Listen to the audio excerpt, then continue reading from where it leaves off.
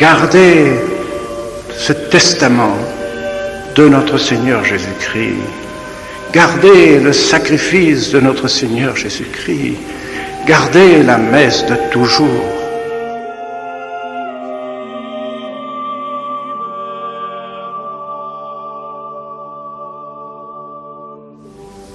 Pour le salut du monde, pour le salut des âmes.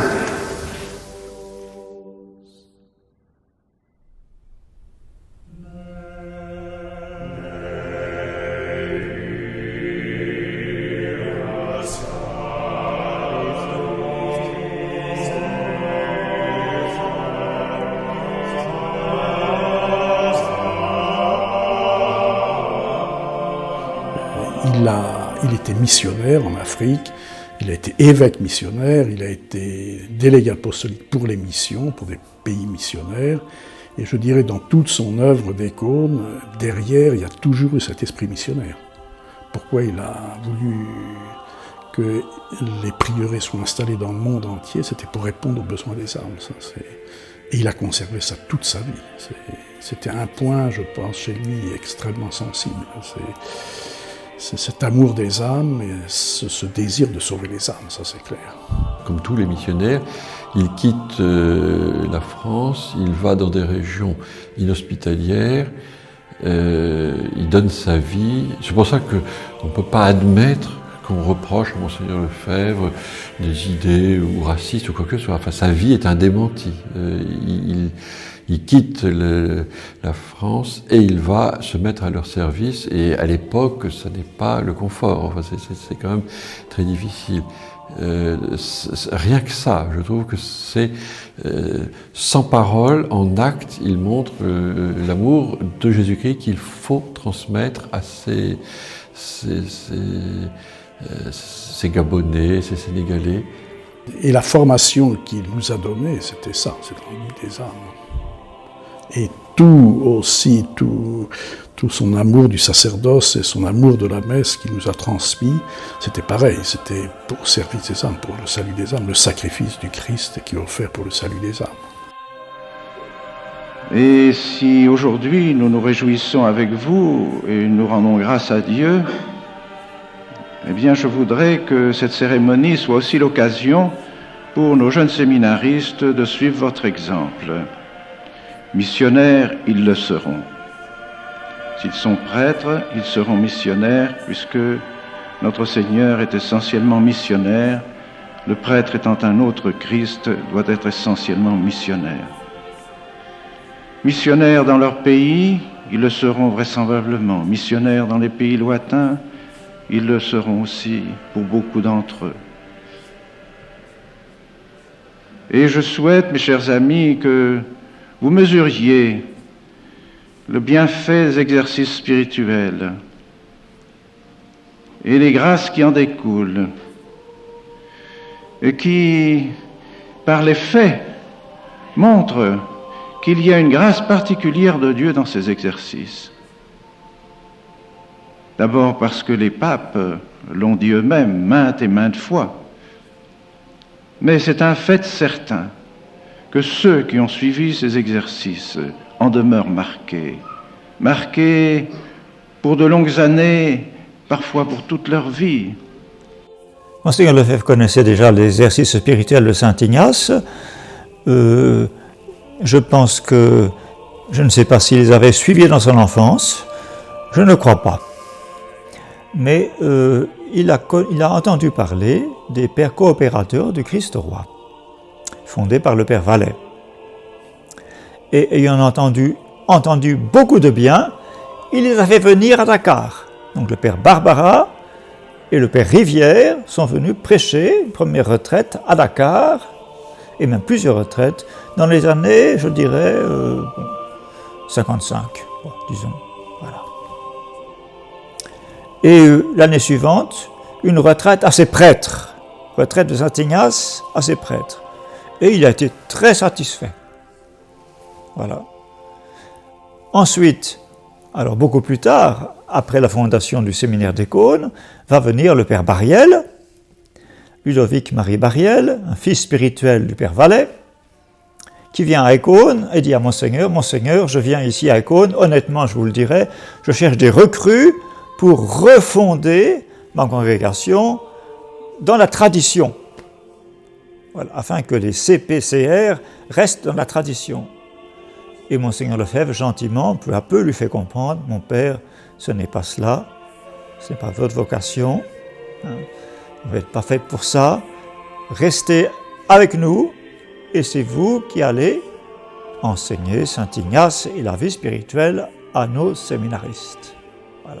C'est bien d'avoir l'amour des exercices, mais si on a un praticien à côté de soi qui les aime et qui sait les donner, on peut réaliser l'idéal ignatien, donc ça, il n'y a aucun doute, et c'est pour ça qu'il a voulu que la première retraite des séminaristes soit toujours une retraite de Saint Ignace. Et Monsieur Lefebvre dit c'est providentiel. C'est grâce au Père Bariel que les fameux exercices en 5 jours du Père Vallet se transmettent à la fraternité, qui est le moyen par excellence de l'apostolat. Et Monsieur Lefebvre va s'en réjouir. C'est ça sa sagesse, c'est qu'il sait prendre tout ce qu'il y a de bon dans l'Église.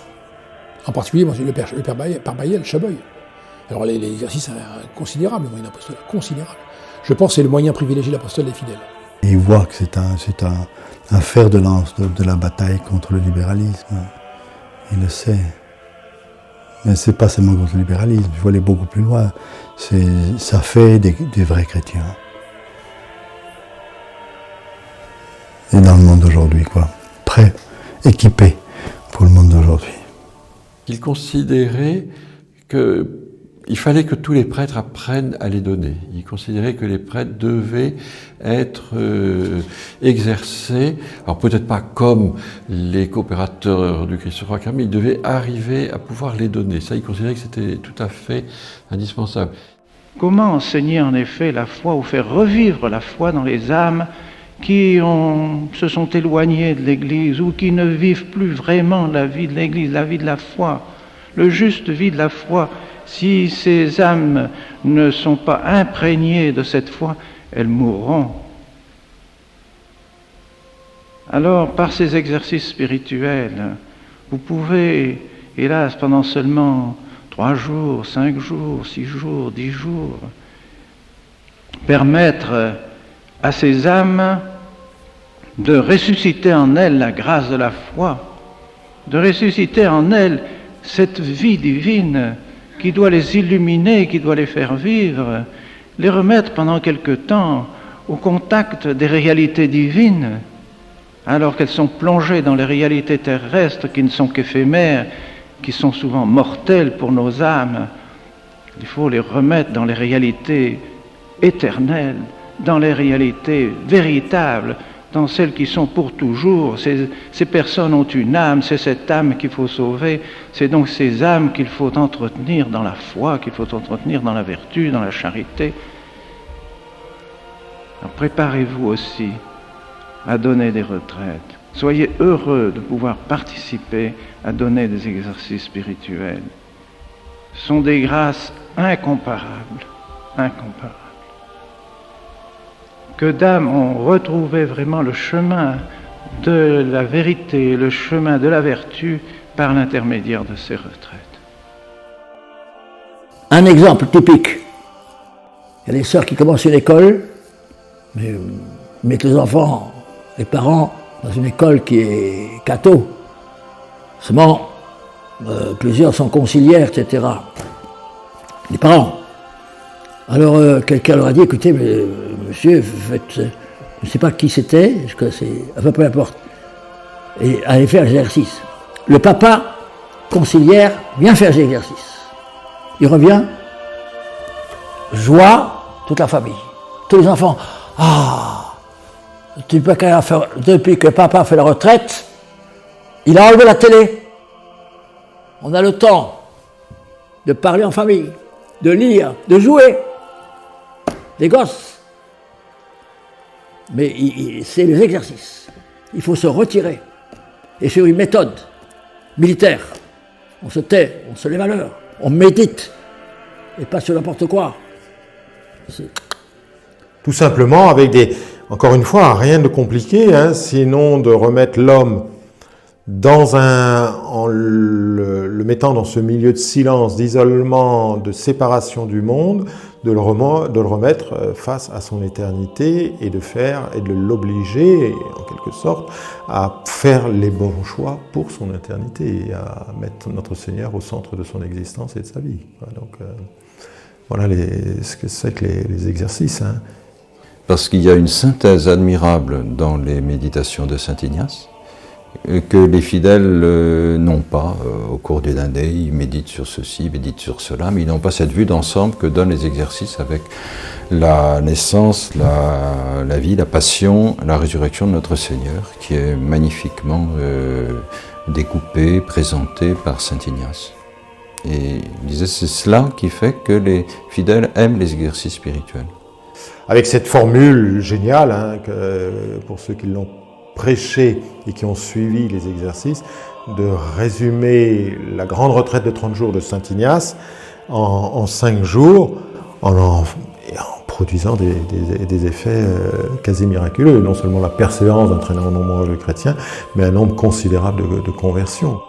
Je n'étais pas cérémoniaire, mais j'ai eu 2 fois l'occasion à Saint-Nicolas du Chardonnay, encore jeune adolescent, de lui servir un baptême pontifical avec mitre et crosse, ce qui n'est pas très fréquent.